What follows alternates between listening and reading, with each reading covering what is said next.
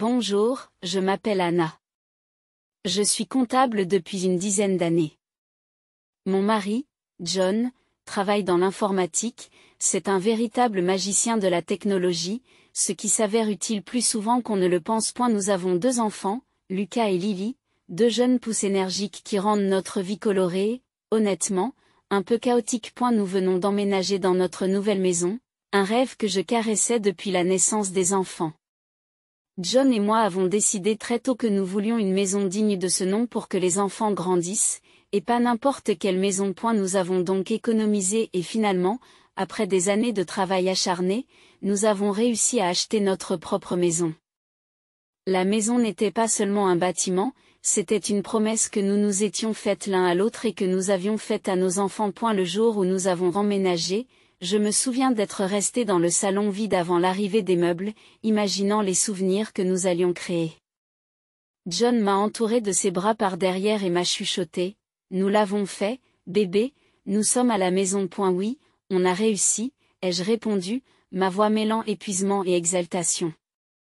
Espérons que nous aurons survécu à la partie décoration sans nous entretuer. Nous avons passé la soirée à trier les cartons, à monter les meubles et à établir des règles pour les enfants, des choses simples, comme pas de marqueurs sur les murs et pas de biscuits au lit.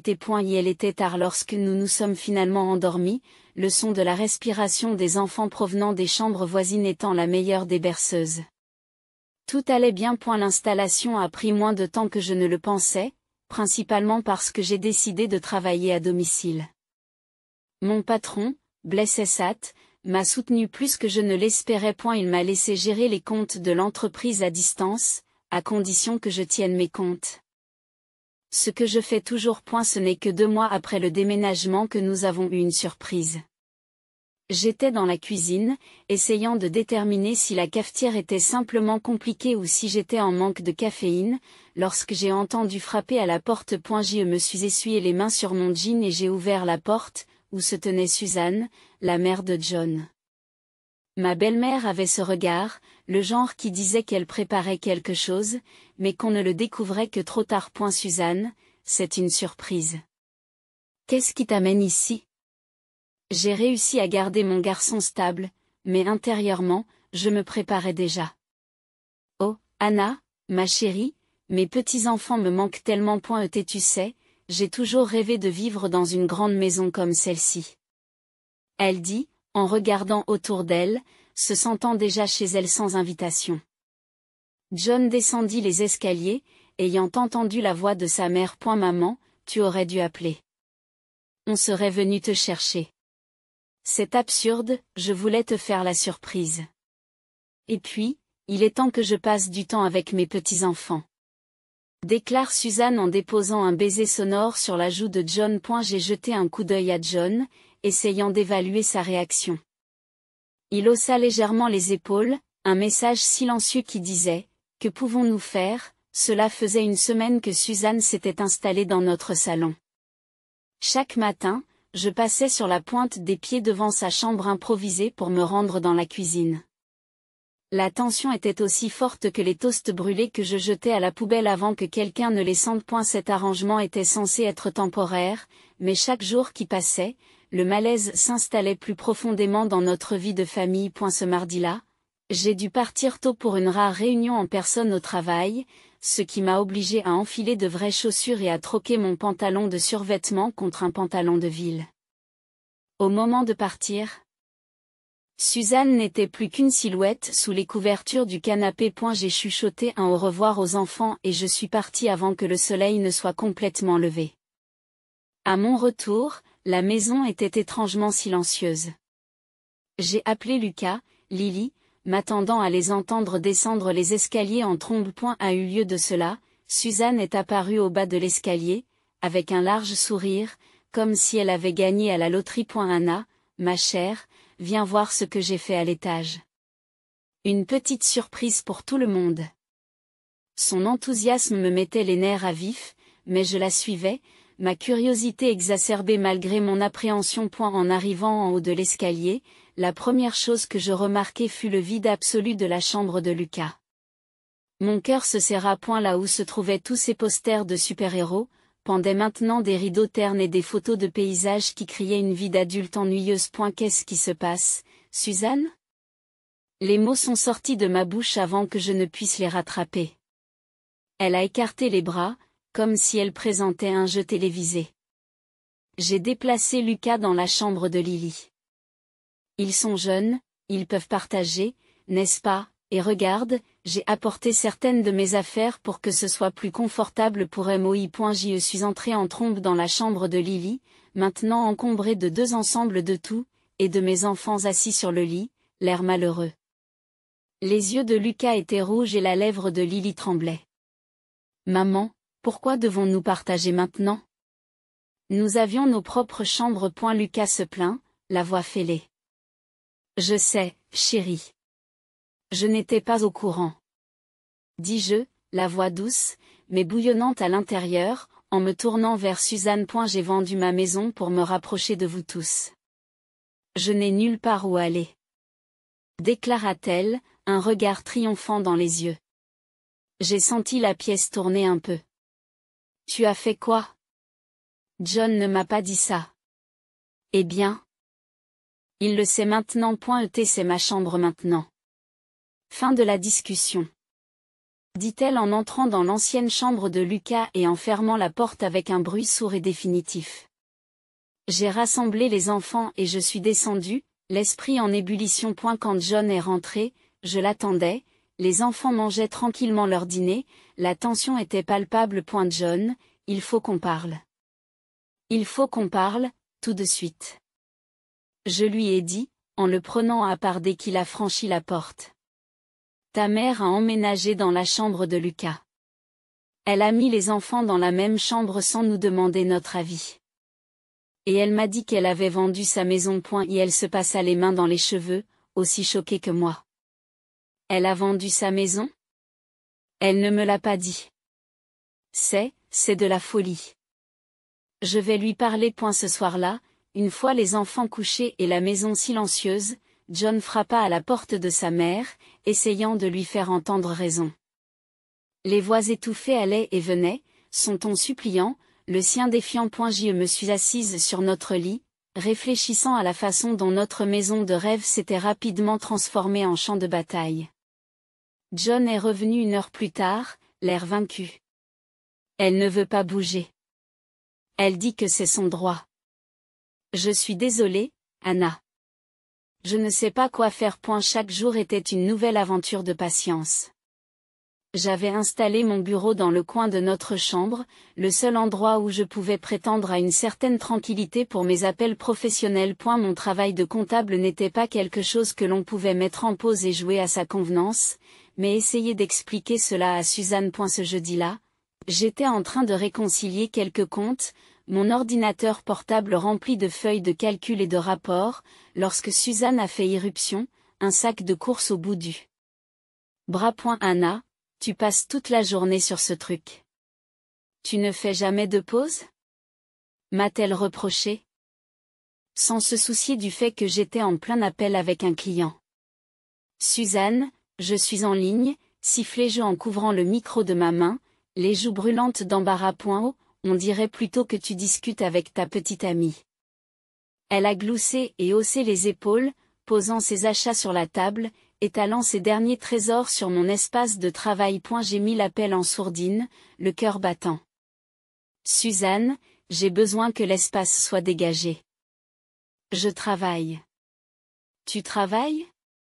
On dirait plutôt que tu es en train de bidouiller sur l'ordinateur. De mon temps, travailler signifiait se salir les mains, se moque-t-elle en agitant une main dédaigneuse.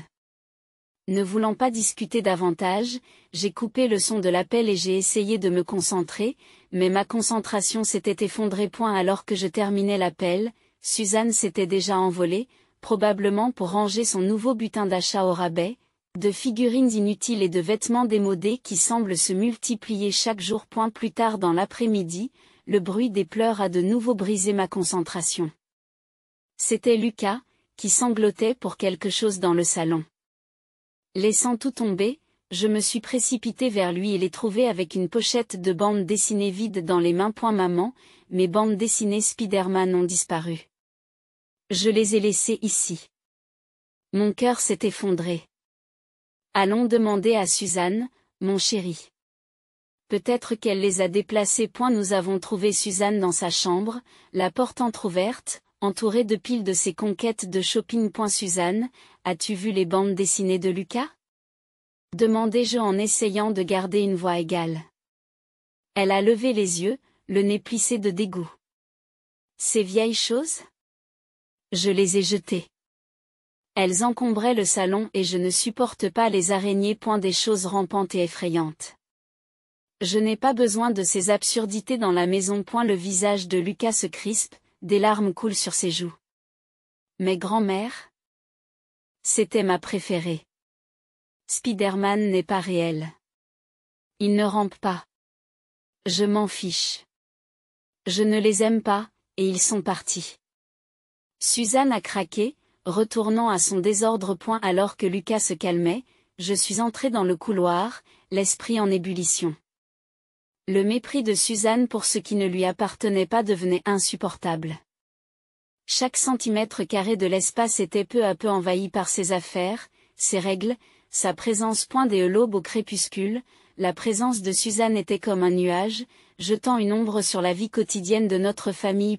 Chaque jour qui passait, ses commentaires et ses critiques devenaient de plus en plus acerbes, entamant le tissu de notre routine et de notre confort. C'était un mardi matin, et je venais de préparer les enfants pour l'école lorsque Suzanne décida de faire un commentaire. Sur mon apparence. Anna, à quand remonte ta dernière manucure? Tu devrais vraiment essayer de t'entretenir, tu sais. Je jette un coup d'œil à mes mains, aux ongles écaillés par les tâches ménagères et la frappe furieuse sur mon ordinateur portable.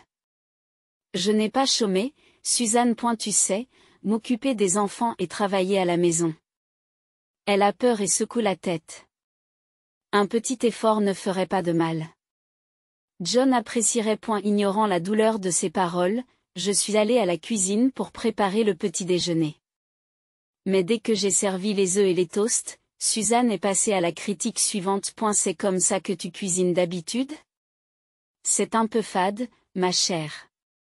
Tu devrais vraiment prendre des cours de cuisine. Les enfants mangeaient en silence, me jetant des regards inquiets. J'ai forcé un sourire, essayant d'éviter que la matinée ne se prolonge. Plus tard dans la journée, lorsque les enfants sont rentrés de l'école, leurs rires et leurs discussions animées ont envahi la maison. C'était un son que je chérissais, mais que Suzanne trouvait apparemment agaçant. Les enfants, vous pourriez faire moins de bruit. J'essaie de regarder mes émissions. C'est ce qu'elle a appelé depuis le salon, d'un ton vif et autoritaire. Les enfants se sont éloignés, et j'ai senti ma frustration monter. Et ne voulant pas me disputer devant eux, je me suis réfugiée dans la cuisine, où j'ai entendu Suzanne marmonner à propos du bruit. Ce soir-là, alors que nous étions à table, Suzanne décida qu'il était temps de me faire la leçon sur mon rôle dans la famille. Anna, je pense qu'il est temps de commencer le dîner par un petit remerciement à John. Après tout, c'est lui qui subvient à nos besoins. J'y serre la mâchoire et pose ma fourchette. En fait, Suzanne, c'est moi qui paie l'hypothèque. Mon salaire s'élève à $2800 par mois. Suzanne fait un signe de la main dédaigneux tandis que John intervient. Maman, Anna a raison. C'est elle qui s'occupe de l'hypothèque. Je m'occupe des autres dépenses, mais nous contribuons tous les deux à parts égales. Oh, je t'en prie. Se moque Suzanne. Sans mon fils, vous n'auriez pas cette maison ni votre confort. Le visage de John s'est crispé et il semblait sur le point d'argumenter davantage, mais il a croisé mon regard et a laissé échapper un soupir. Nous avions déjà eu cette conversation trop souvent. Le repas se déroula dans un silence gênant, le tintement des couverts ponctuant la tension. Après avoir débarrassé la vaisselle, je me suis retrouvée dans la buanderie, pliant des vêtements plus agressivement que nécessaire. John est entré, l'air las. Anna, je suis désolée pour ma mère. Je ne sais pas quoi faire pour qu'elle comprenne. J'ai plié une chemise et je l'ai empilée avec un peu trop de force. Je ne sais pas non plus, John. Mais on ne peut pas continuer comme ça. C'est comme marcher sur des œufs dans notre propre maison. Nous trouverons une solution. Dit John, bien que son assurance sonne creux. Nous pourrions peut-être la faire s'asseoir et lui en reparler. Tout lui expliquer clairement. J'ai acquiescé. Mais le doute me tenaille. Suzanne s'était fait une idée de la façon dont les choses devaient se passer, et il semblait qu'aucune discussion ne la ferait changer d'avis. Ce matin a commencé comme n'importe quel autre mardi, en déposant les enfants à l'école avant de rentrer à la maison. Je me préparais à une importante conférence en ligne avec mon patron et quelques cadres clés de l'entreprise, une réunion qui pourrait avoir un impact significatif sur ma carrière. Cependant, dès que j'ai mis les pieds à l'intérieur, j'ai su que quelque chose n'allait pas. Et la maison était pleine de bruit, de rires et de vaisselle qui s'entrechoquaient. Suzanne avait invité ses amis pour un petit déjeuner improvisé, transformant apparemment notre salon en son club social personnel. Je soupire et me frotte les tempes en me versant rapidement une tasse de café. Essayant de rester calme, je me suis dirigée vers mon bureau, espérant y trouver un peu de sérénité.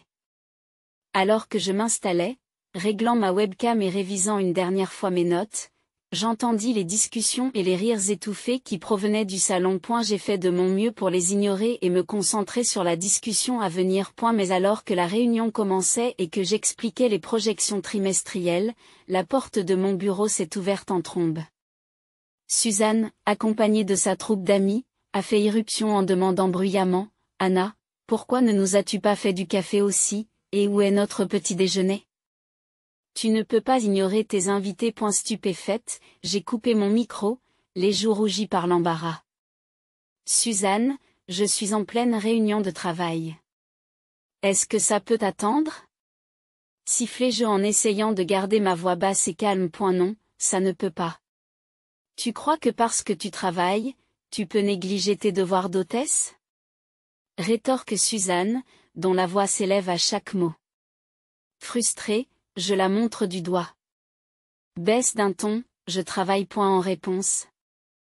L'expression de Suzanne s'est transformée en défi, et dans un geste théâtral, elle a attrapé mon ordinateur portable et l'a jeté par terre. L'écran est devenu noir, le son de la voix de ma patronne s'est interrompu brusquement lorsque l'appareil a heurté la moquette avec un bruit sourd. Va nous préparer le petit déjeuner, a-t-elle exigé, comme si elle avait tous les droits. Sans un mot, je me suis levée, je me suis approchée d'elle et je l'ai fermement guidée hors du bureau, en fermant la porte derrière elle. Mon cœur battait la chamade, un mélange de colère et de choc engourdissant mes sens. J'ai ramassé mon ordinateur portable cassé, sentant les larmes me monter aux yeux, non pas de tristesse, mais de pure frustration. Prenant une profonde inspiration, j'ai sorti mon téléphone et j'ai appelé mon patron, lui expliquant ce qui venait de se passer. À mon grand soulagement, il s'est montré plus compréhensif que je ne le pensais. Je comprends, Anna.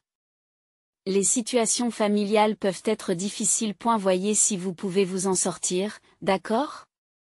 Nous avons besoin que tu sois concentré. Après avoir raccroché, j'ai entendu Suzanne dans le salon, proclamant haut et fort à son auditoire qu'il fallait apprendre à ces jeunes à bien se comporter. Si vous les laissez faire, ils vous marcheront dessus. Il est de notre devoir de les remettre à leur place. L'audace de ces paroles m'a fait bouillir le sang, mais je savais que je devais me retenir. Plus tard dans la soirée, lorsque John est rentré à la maison, je lui ai tout raconté. Son visage s'assombrissait à chaque mot que je prononçais. Il a fait quoi ? Il a fait quoi ? Elle paie un nouvel ordinateur portable. Dit-il, la mâchoire crispée par la colère. C'est allé assez loin, Anna. Je suis désolée. Je vais m'en occuper. Elle a fait part de l'incident à sa mère. Suzanne, réalisant peut-être qu'elle avait dépassé les bornes, s'est soudain serré la poitrine, son visage se tordant de douleur. Je ne me sens pas bien, dit-elle. La voix tremblante. Maman, ça va ? Le ton de John passe de la colère à l'inquiétude en un clin d'œil. J'ai besoin de m'allonger. C'est trop pour moi.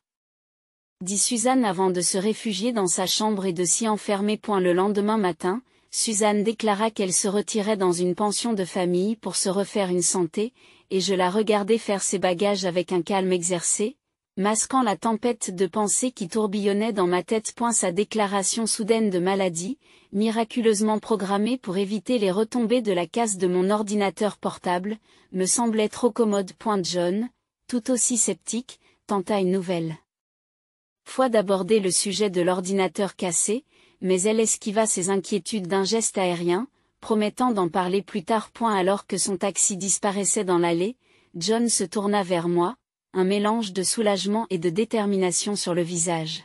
« Bon, quel est le plan ?» me demanda-t-il, alors que nous nous tenions debout dans le silence qui suivait son départ. « Tu sais que ta mère a flippé devant les bandes dessinées Spider-Man de Lucas parce qu'elle déteste les araignées ? Commençai-je en observant attentivement sa réaction. Les sourcils de Jean se haussent, un sourire se dessine au coin de sa bouche. Oui, elle ne les supporte pas, mais pourquoi? Disons que si on prenait cette peur et qu'on décorait la maison avec? Pas n'importe quelle décoration, mais la faire ressembler à un repère d'araignées. Suggérai-je, les mots étant sortis avant que je ne puisse me raviser. John Bluth secoue la tête en signe d'incrédulité, avant de hocher fermement la tête. Faisons-le. C'est peut-être assez fou pour fonctionner. Et puis, Lucas en prendra plein les yeux. Avec un mélange d'excitation et de culpabilité, j'ai appelé un artiste local connu pour ses décors de théâtre. J'ai expliqué ce dont nous avions besoin, des araignées réalistes peintes sur les murs. Des toiles d'araignées qui semblaient avoir été tissées par des arachnides géants, et une ambiance générale qui évoquait un repère d'araignées. L'artiste a été intrigué et légèrement amusé par le projet, promettant de commencer le lendemain. John et moi sommes restés en retrait, observant les enfants et le changement de décor. Tu crois qu'elle voudra revenir après ça? Demanda-t-il, un brin d'incertitude dans la voix. J'ai haussé les épaules, observant un peintre qui mettait la dernière main à un arachnide particulièrement grotesque au-dessus de la cheminée. Je n'en sais rien. Mais j'espère que cela la fera réfléchir à deux fois sur la façon dont elle traite cet endroit, notre maison. À mesure que le jour du retour de Suzanne approchait, la maison ressemblait de moins en moins à la maison familiale qu'elle avait été et de plus en plus à un décor de film d'horreur. J'ai éprouvé des sentiments mitigés en examinant le travail. C'était magnifiquement horrifiant et cela servait un but, mais une partie de moi se sentait coupable d'utiliser la phobie de Suzanne contre elle. Le matin où Suzanne devait revenir, la tension était palpable dans la maison. John et moi avons échangé des regards nerveux en entendant son taxi s'arrêter à l'extérieur. Suzanne est entrée en trombe dans la maison, son habituel air de droit l'enveloppant comme un manteau. Elle n'a même pas jeté un coup d'œil au décor transformé, ne pensant qu'à se retirer dans sa chambre pour se reposer de sa retraite épuisante. Mais dès qu'elle ouvrit la porte de sa chambre, son calme s'effondra. Un cri a glacé le sang résonna dans la maison et elle trébucha en arrière, les mains agrippées à sa poitrine. Qu'est-ce que c'est que ça? Que as-tu fait? Les murs, couverts de toiles et d'araignées les plus sinistres et les plus réalistes, semblaient se refermer sur elle. Elle quitta la pièce en courant, les yeux écarquillés de terreur, pour découvrir que le reste de la maison était à l'image de sa chambre. Des araignées dans tous les coins, sur tous les murs, notre maison était devenue pour elle un repère de la peur. Suzanne accourut dans le couloir en criant. Enlevez ça. Enlevez ça tout de suite. Calmement, je lui ai barré la route, d'une voix ferme. Suzanne, c'est notre maison, et c'est nous qui décidons de la décorer. Nous l'aimons comme ça. John s'est joint à moi, ajoutant, nous ne pouvons pas nous permettre de changer quoi que ce soit dans l'immédiat. Nous ne pouvons pas nous permettre le moindre changement en ce moment, pas après ce qui s'est passé à cause de toi. Son visage est devenu pâle, ses yeux se sont écarquillés, comme si les araignées risquaient de sauter des murs. De quoi parles-tu? Qu'est-ce qui s'est passé? Ton petit coup avec l'ordinateur portable d'Anna l'a fait virer. Nous sommes à court d'argent maintenant. Et si tu veux rester, tu devras contribuer. 2800 $ par mois pour l'hypothèque. John a menti en douceur, la fabulation nécessaire pour faire valoir notre avantage. Suzanne a sursauté, se serrant à nouveau le cœur. C'est scandaleux. Vous ne pouvez pas me faire ça. Je m'en vais. Personne n'apprécie ce que je fais. Je ne resterai pas dans cette maison de l'horreur. Alors qu'elle se démenait pour emballer ses affaires, je lui ai bloqué le passage à la porte. Avant de partir, vous nous devez $2000 pour l'ordinateur portable que vous avez cassé. Son visage s'est vidé de sa couleur, remplacé par une bouffée de colère. Elle a sorti son chéquier de son sac à main et a griffonné furieusement. Elle me glissa le chèque dans la main et leva fièrement le menton. Voilà.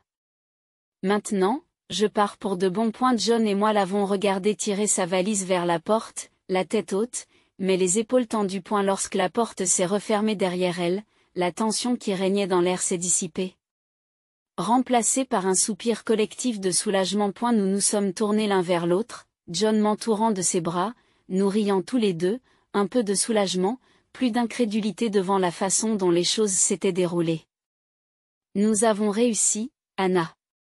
C'est fini. Lucas et Lily s'approchent en bondissant, le sourire aux lèvres.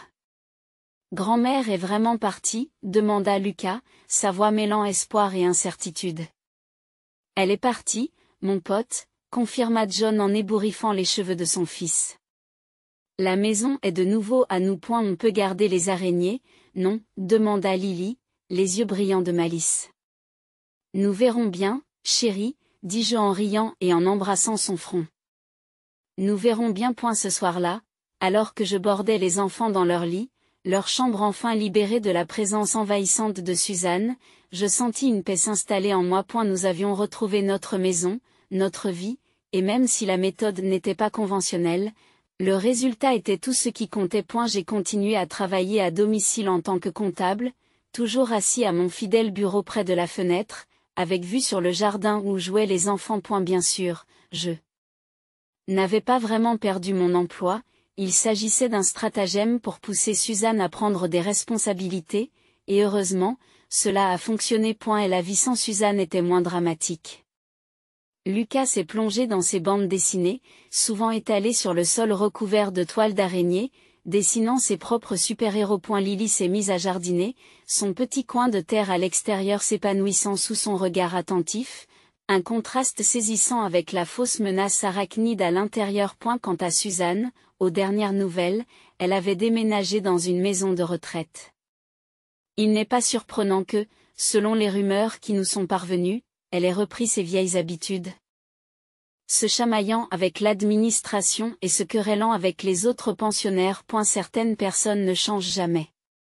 Non utilisé à haute voix, après un appel d'un parent qui lui avait rendu visite. John secoue la tête, un sourire de seigle sur le visage. Réjouissons-nous qu'elle tisse sa toile ailleurs. C'est vrai, la vie était devenue plus simple sans ces drames quotidiens.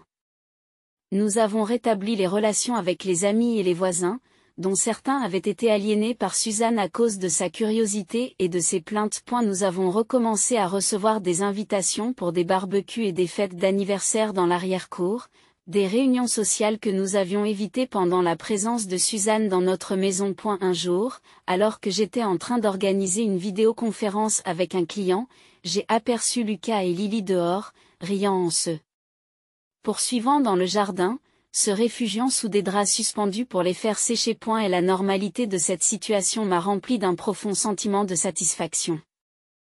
Je n'ai jamais réalisé à quel point il y avait de la tension jusqu'à ce qu'elle disparaisse, ai-je dit à John plus tard dans la soirée. Il a acquiescé en m'entourant d'un bras. Nous avons fait ce que nous devions faire, Anna. Pour notre famille. Notre maison était redevenue notre sanctuaire, les enfants étaient plus heureux et John et moi avions retrouvé notre chemin l'un vers l'autre après toutes ces tensions. Les araignées sur les murs nous rappelaient ce que nous avions surmonté, symbole excentrique de la résilience de notre famille.